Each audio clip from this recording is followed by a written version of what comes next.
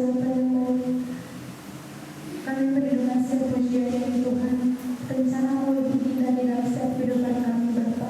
Sehingga kami tidak ragu Bapa akan setiap masa depan kami, setiap apa yang menjadi permasalahan hidup kami Tuhan. Karena apapun yang terjadi di dalam hidup kami, Tuhan yang sanggup memampukan untuk kami berjalan dengan Yesus. Terima kasih Bapa yang baik untuk hari ini Tuhan. Kami sudah memberikan pujian kami sudah meninggikan Engkau dan memberikan Tuhan apa yang kami sembahkan kepadamu, apa yang kami bawa kepadamu, itu berkenan di hadapan Engkau. Tiba saatnya Tuhan untuk kami mengingatkan hati kami, untuk kami menerima kebenaran firman Tuhan. Tuhan yang pimpin hamba-Mu, rekan kami Tuhan yang siap untuk mendengarkan firman-Mu.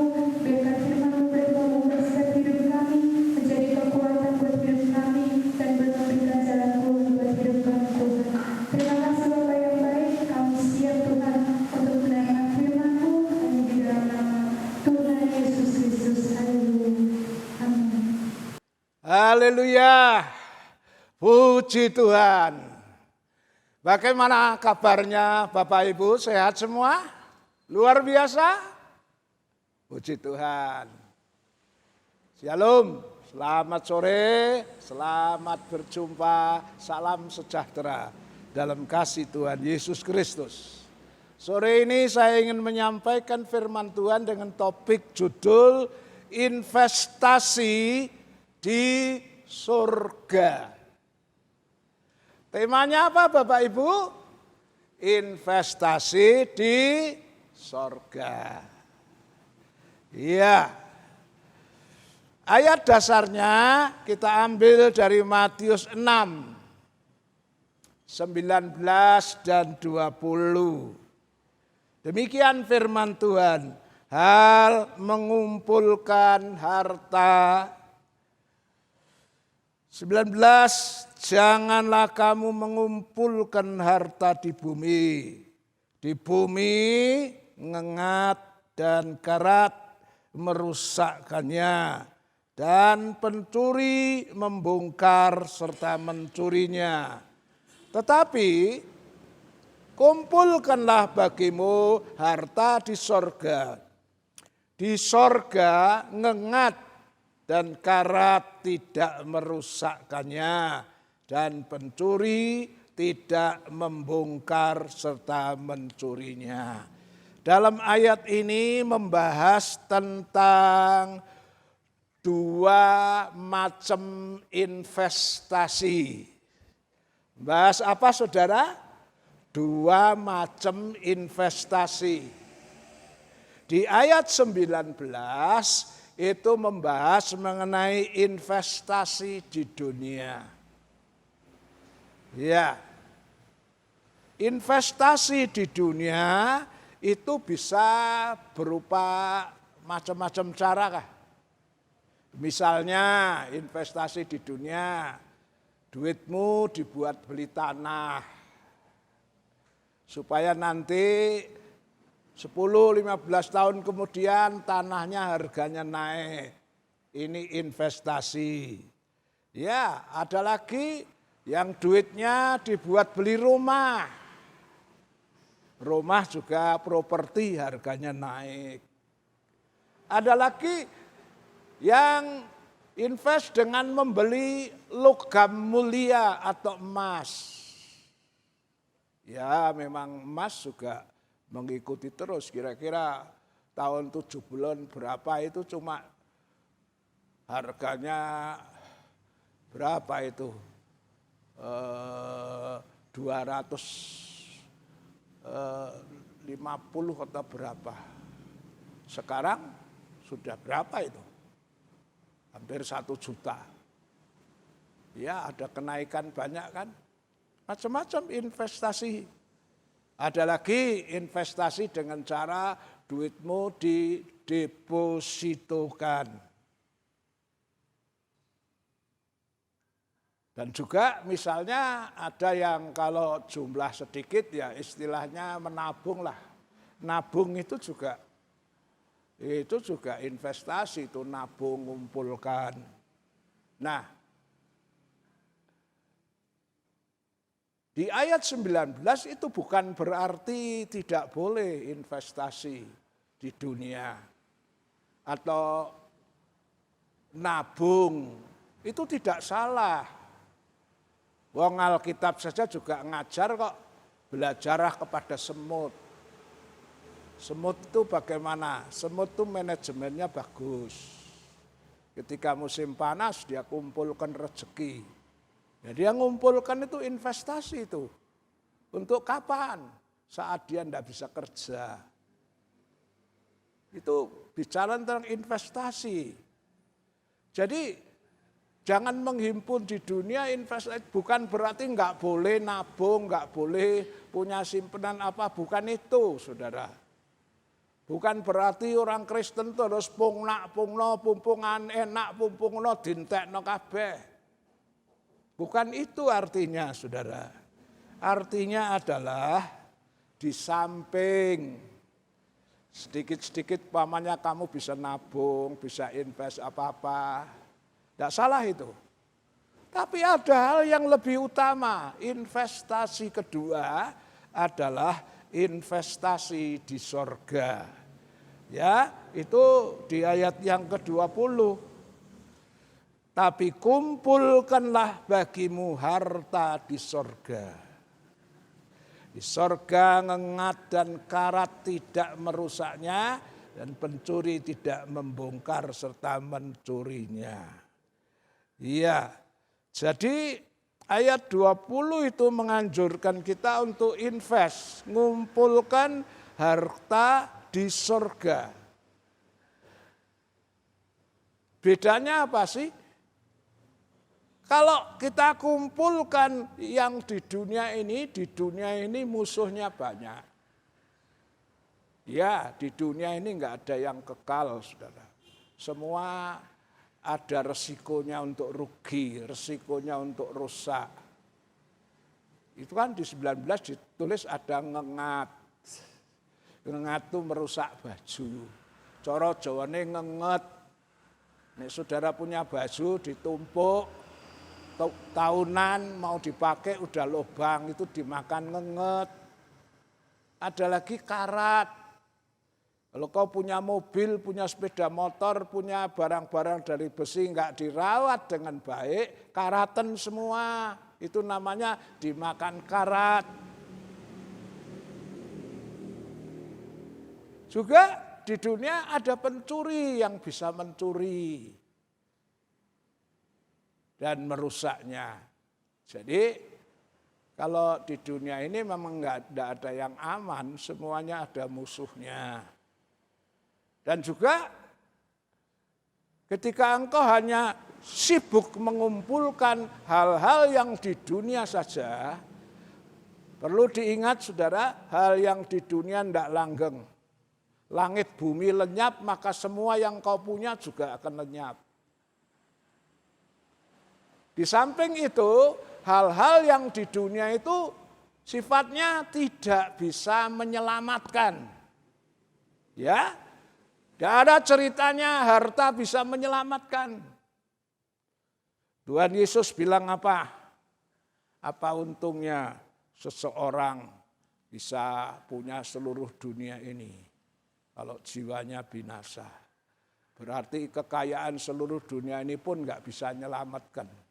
Ada satu contoh di Alkitab, orang yang kaya ngumpulkan harta sebanyak-banyaknya, tapi dia tidak kaya untuk hal yang rohani. Akibatnya kekayaannya tidak bisa menyelamatkan. Lukas 16, 23 sampai 25. Lukas 16 ayat 23 sampai 25. Orang kaya itu juga mati lalu dikubur. Dan sementara ia menderita sengsara di alam maut, ia memandang ke atas dan dari jauh dilihatnya Abraham dan Lazarus duduk di pangkuannya. Lalu ia berseru katanya, "Bapa Abraham, kasihanilah aku. Suruhlah Lazarus supaya ia mencelupkan ujung jarinya ke dalam air dan menyejukkan lidahku, sebab aku sangat kesakitan dalam nyala api ini." Tetapi Abraham berkata, "Anak, ingatlah, bahwa engkau telah menerima segala yang baik sewaktu hidupmu, sedangkan Lazarus segala yang buruk. Sekarang ia mendapat hiburan dan engkau sangat menderita. Ya, cerita ini menceritakan ada orang kaya, berlebihan, tiap hari itu pesta pora.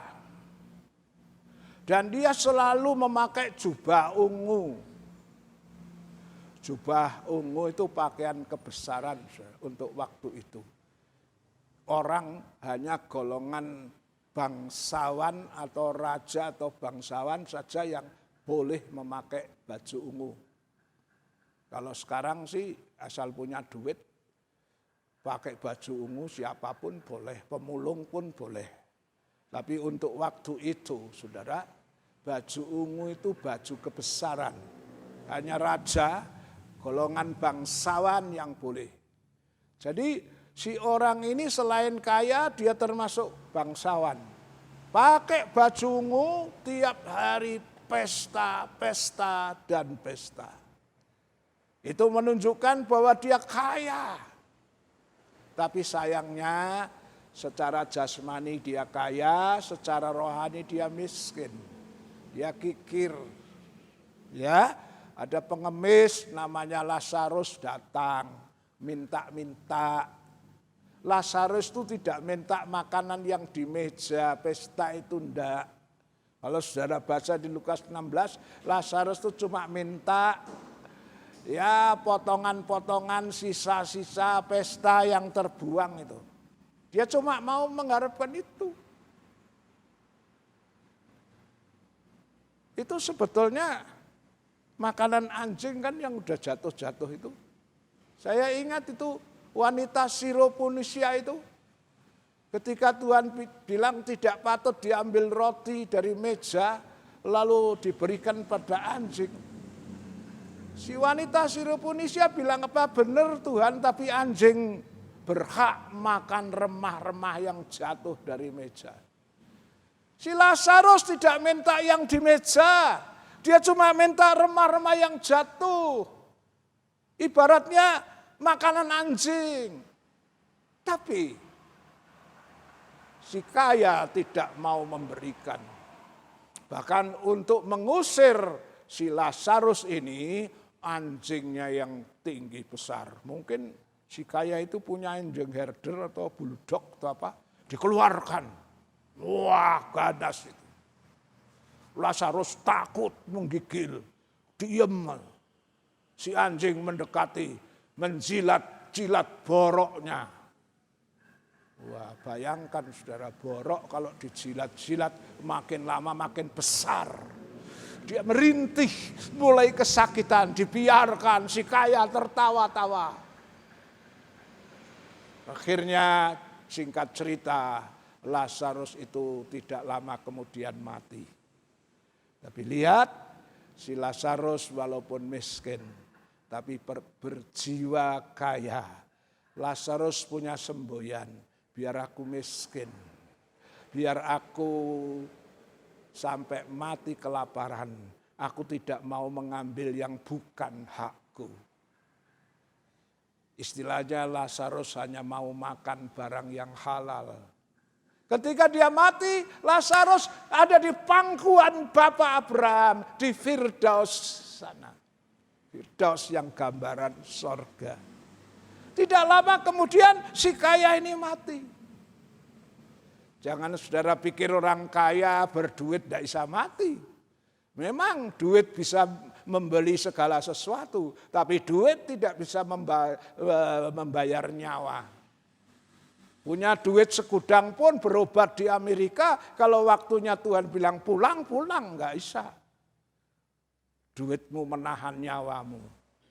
Si kaya ini juga mati, dan ketika mati dia dibawa ke alam sengsara, saudara.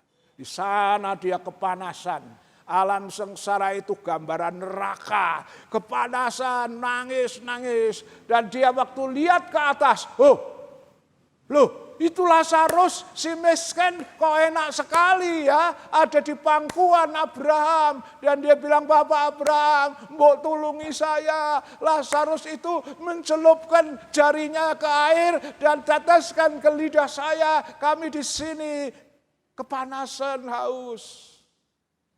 Apa kata Bapak Abraham? Tidak bisa ada selang yang jauh antara neraka dan surga. Dan lagi kamu di dunia kan sudah seneng-seneng. Dan sekarang di akhirat kamu susah karena di dunia waktu kamu kaya, kamu kikir, kamu tidak mau menolong sesama. Inilah saudara sebagai bukti bahwa kekayaan tidak bisa menyelamatkan. Itulah sebabnya firman Tuhan menghimbau supaya saudara dan saya rajin. Di samping mungkin kau punya tabungan nggak salah, kau punya sebidang tanah atau apa untuk invest nggak salah, itu nggak salah. Tapi ada hal yang lebih penting, investasi di sorga. Kenapa kita perlu investasi di sorga? Ya, karena hal-hal di dunia tidak bisa menyelamatkan. Ketika engkau banyak berinvestasi untuk surga, ini yang membuat hatimu bisa terikat kepada surga. Coba kita baca Matius 6 ya, ayat 21. Matius pasal 6 ayat 21. Mata adalah pelita tubuh. Matius 6 ayat 21. Karena di mana hartamu berada, di situ juga hatimu berada. Ya, karena di mana hartamu berada, di situ juga hatimu berada. Ini artinya kalau kau hanya invest dengan yang di dunia sebesar-besarnya, semaksimal-maksimalnya, maka hatimu ada di dunia ini. Tapi kalau engkau berinvestasi, ngumpulkan di sorga, hatimu terikat kepada sorga. Coba misalnya orang Teraji, orang Telogowiro, atau orang Wonosobo, tapi punya perusahaan di Semarang. Dan di Semarang perusahaannya tuh menghasilkan duit yang banyak, wirawiri ke sana. Karena punya invest di sana. Lama-lama mikir-mikir capek juga di jalan ya. Daripada gitu ambok pindah saja ya di Semarang. Tinggalkan Teraji, tinggalkan Telogowiro, tinggalkan Wonosobo. Kenapa kepengen ke sana? Karena investmu di sana.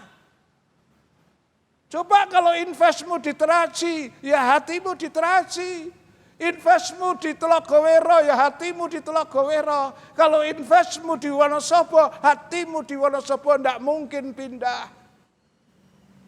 Kalau investmu ada di surga, hatimu ada di surga, dan kau selalu kepengen, kapan aku tinggalkan dunia, aku akan pulang. Ya, itulah sebabnya Rasul Yohanes, dia pernah menuliskan di 1 Yohanes 2 ayat 15. Dia nulis apa? 1 Yohanes 2 ayat 15. Iya. Janganlah kamu mengasihi dunia dan apa yang ada di dalamnya. Jikalau orang mengasihi dunia, maka kasih akan Bapa tidak ada di dalam orang itu. Ya, boleh punya kekayaan, tapi jangan terikat, jangan mengasihi dunia dan apa yang ada di dalamnya. Ketika engkau mulai terikat, karena investmu hanya di dunia ini saja, engkau terikat kepada dunia. Dan kasih Allah tidak ada di dalamnya. Engkau menjadi orang yang tawar hati terhadap Tuhan. Engkau hanya siang malam memikirkan hal-hal yang di dunia ini saja. Itulah sebabnya anjuran firman Tuhan, tema firman Tuhan sore ini apa? Investasi di surga. Sekali lagi, bukan berarti tidak boleh nabung.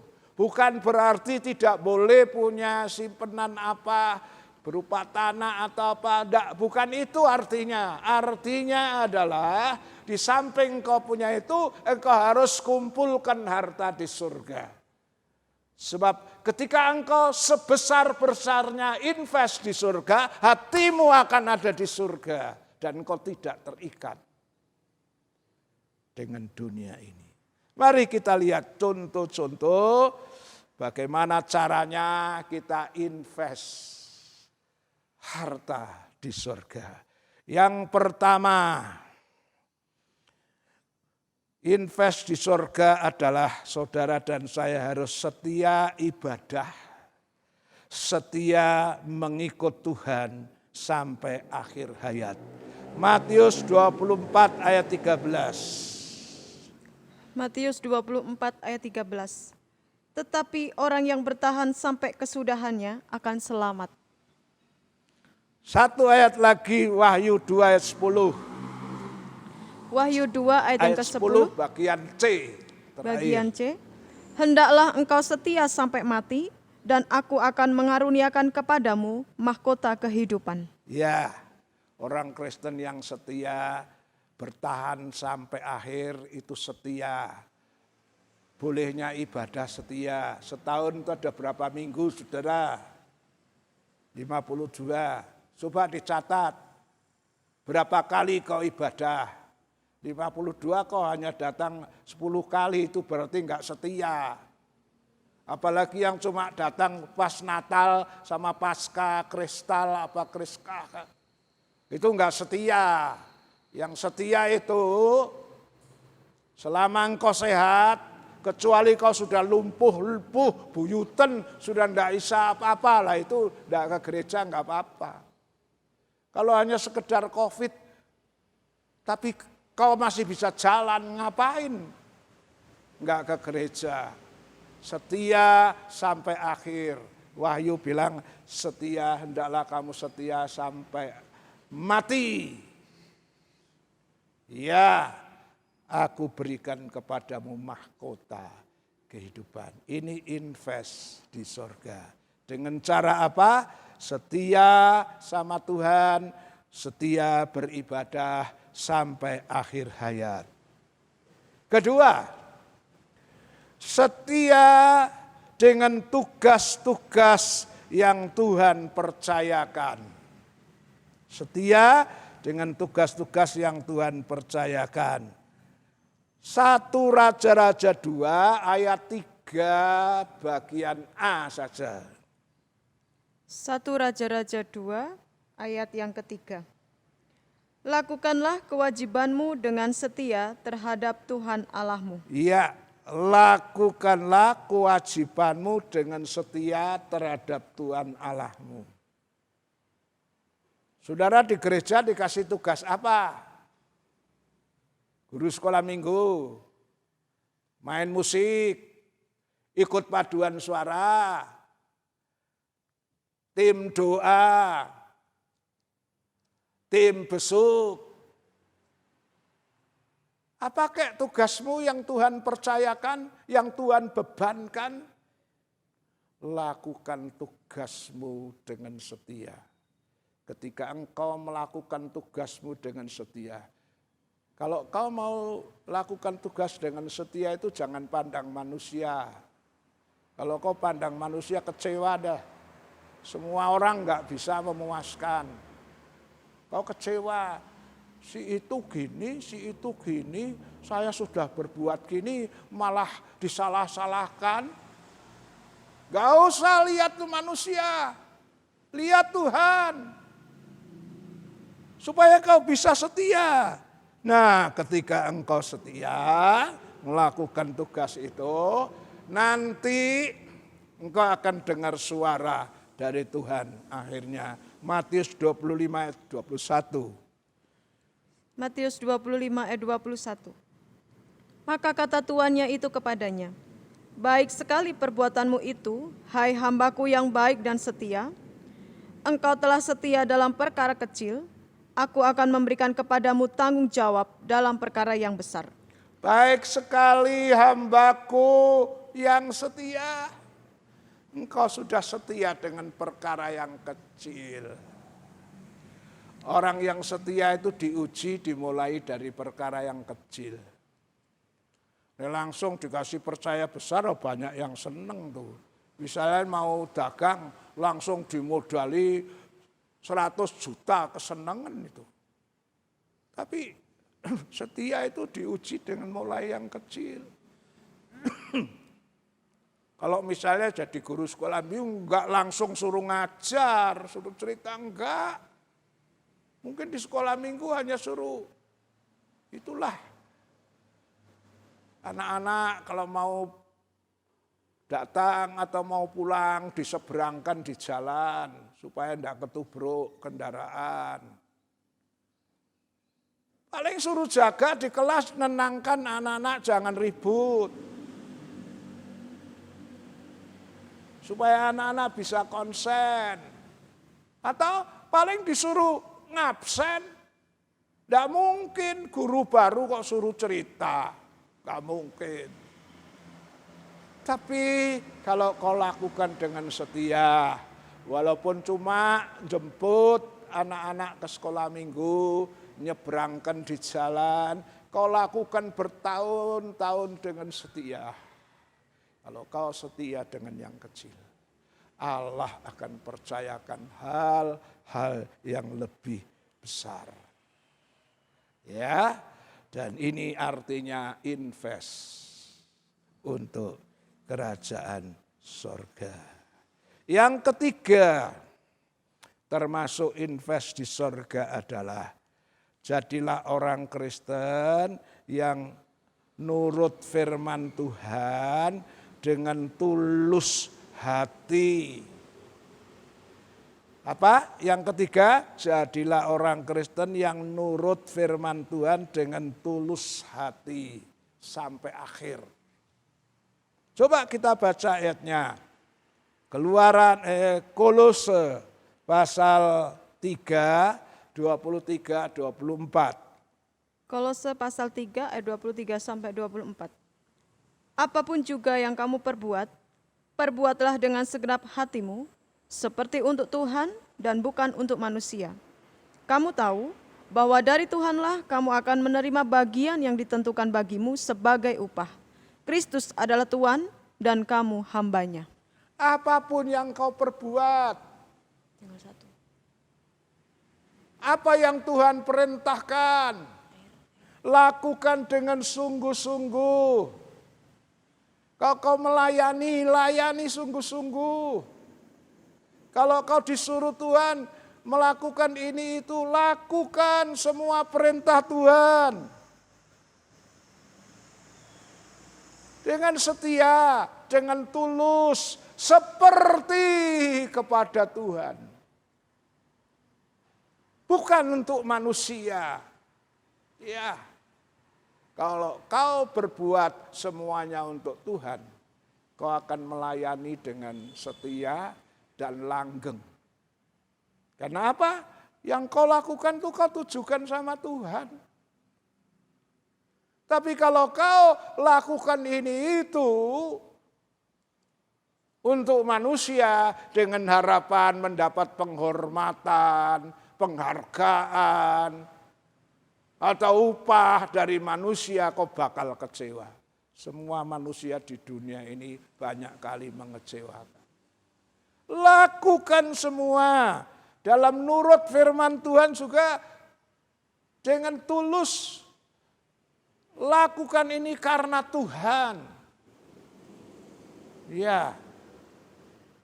Maka dikatakan dari Tuhanlah kamu akan dapat balasan. Balasan dari Tuhan. Mungkin di dunia kau belum menerima balasan itu. Ketika kau di dunia belum menerima balasan, tidak usah kecewa.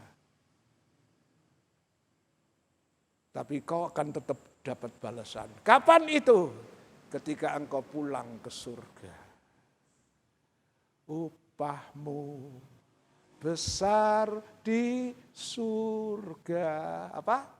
Mahkota yang tak layu.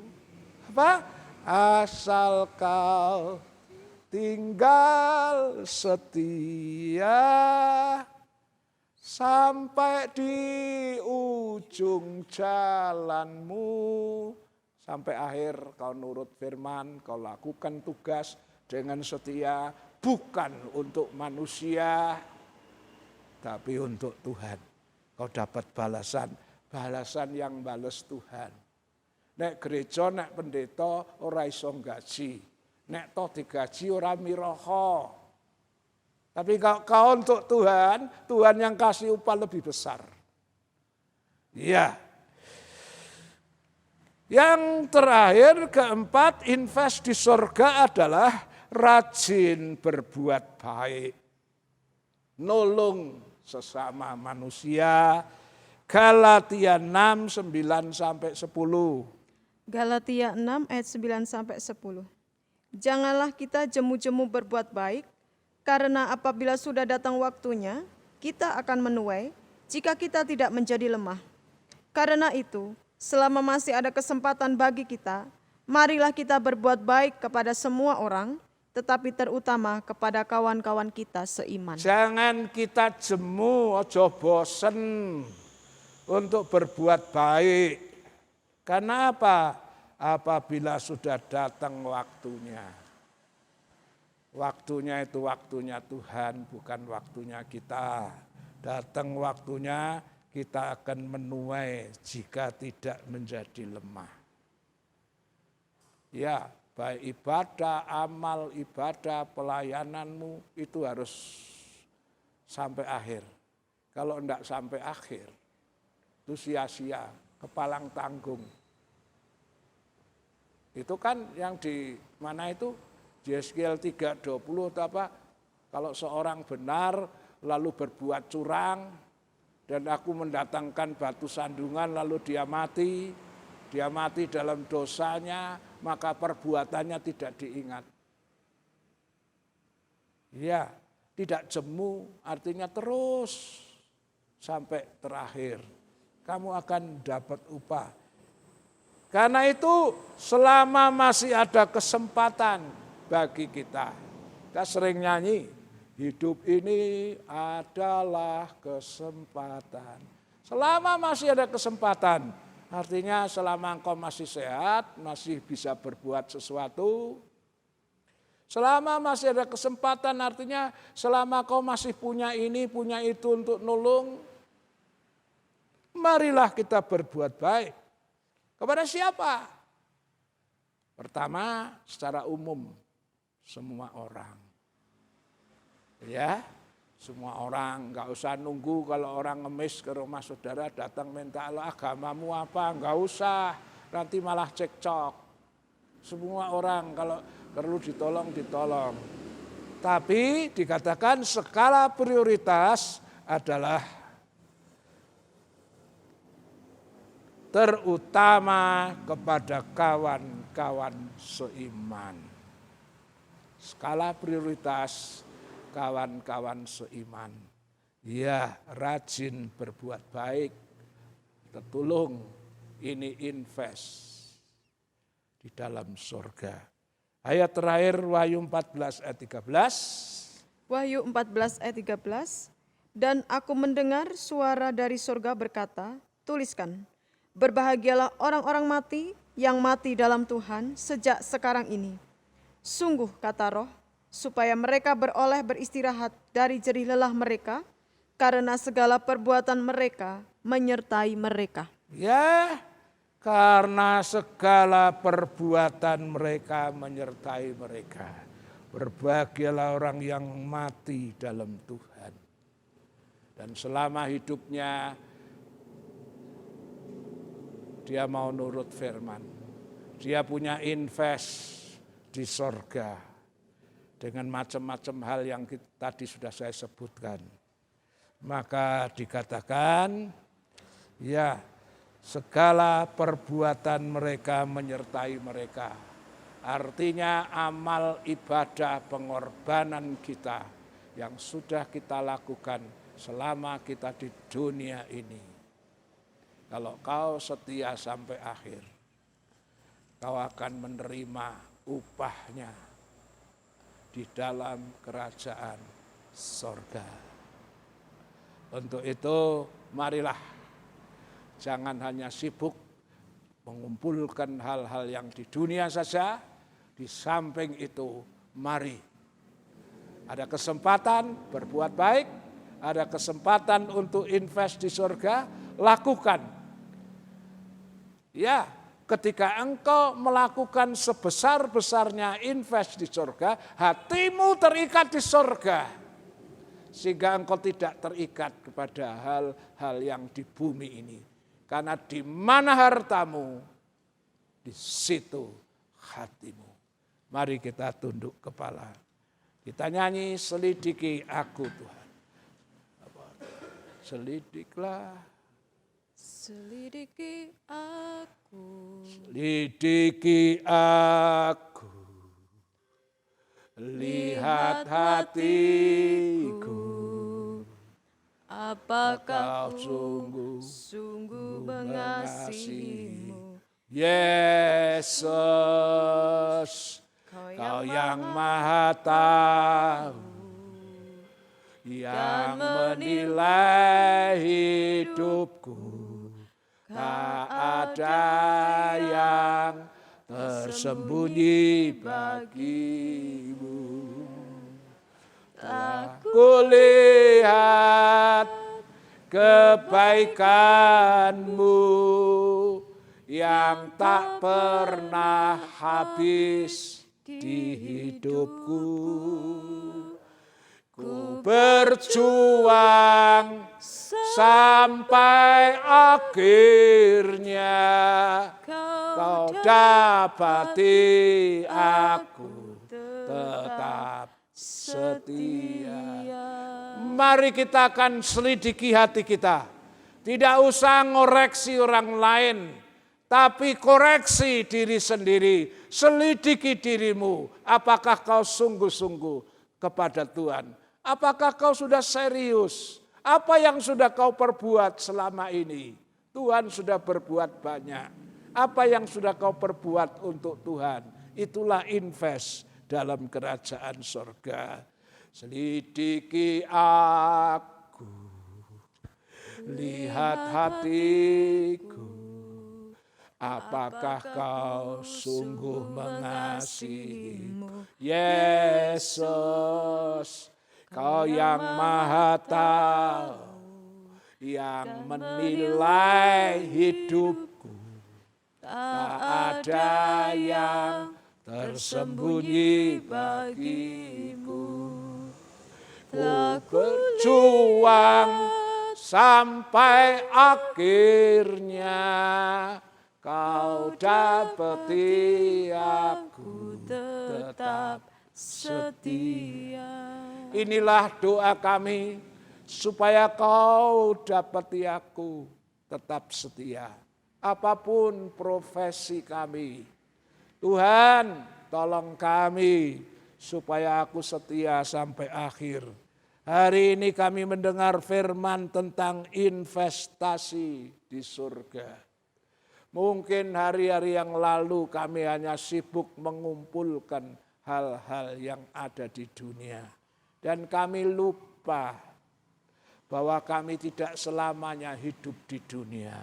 Hidup di dunia hanya sementara. Engkau ingin supaya aku tidak terikat dengan dunia. Dengan cara kami berbuat, kami invest untuk di sorga sebanyak-banyaknya. Karena di mana hatimu, di mana hartamu, di situ hatimu. Biar hati kami lekat di sorga, kami mau invest hal-hal yang rohani di surga. Supaya kami tidak terikat dengan hal-hal yang di dunia ini. Apapun yang kau percayakan, ajar kami melakukan dengan setia. dengan hati yang mengasihi Engkau, pengorbanan tenaga, waktu, harta, talenta, pikiran kami, semua kami lakukan dengan mengasihi, dengan tulus. Itulah invest di dalam kerajaan sorga. Meteraikan firman-Mu dalam hati kami. Dalam nama Tuhan Yesus Kristus. Amin. Shalom, shalom, damai Allah turun ke atasmu sekarang. Shalom, shalom, damai Allah sekarang dan selamanya.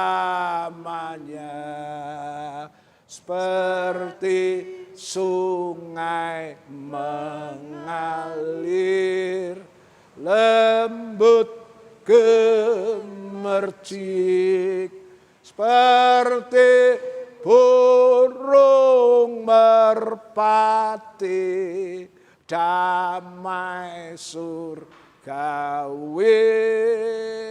Shalom, shalom, diberkatilah kau selalu. Berkat atas nama Bapa, Anak, Roh Kudus. Pulanglah saudara ke rumah masing-masing membawa berkat Tuhan. Yang sakit disembuhkan, yang lemah dikuatkan, yang ada masalah Tuhan tolong beri jalan keluar. Usaha anak-anakmu, tani, ternak, dagang, wira swasta, pegawai negeri swasta, Tuhan tolong. Anak sekolah, kuliah, kasih kepintaran, kepandaian. Segala yang dibutuhkan kau sediakan semua. Yang tidak bisa datang kunjungi, lawat. Kalau sakit sembuhkan, lemah kuatkan, susah hiburkan. Supaya lain kebaktian mereka bisa datang beribadah kepadamu Tuhan. Terima kasih korban anak-anakmu, tatangan sukarela perpuluhan, kembalikan lipat ganda sesuai janjimu. Pulanglah, bawalah berkat dari Allah Bapa, kasih sayang dari Tuhan Yesus, persekutuan Allah Roh Kudus menyertai saudara dan saya. Saat ini sampai Maranatha, Tuhan Yesus datang kembali. Haleluya. Amin. Tuhan memberkati.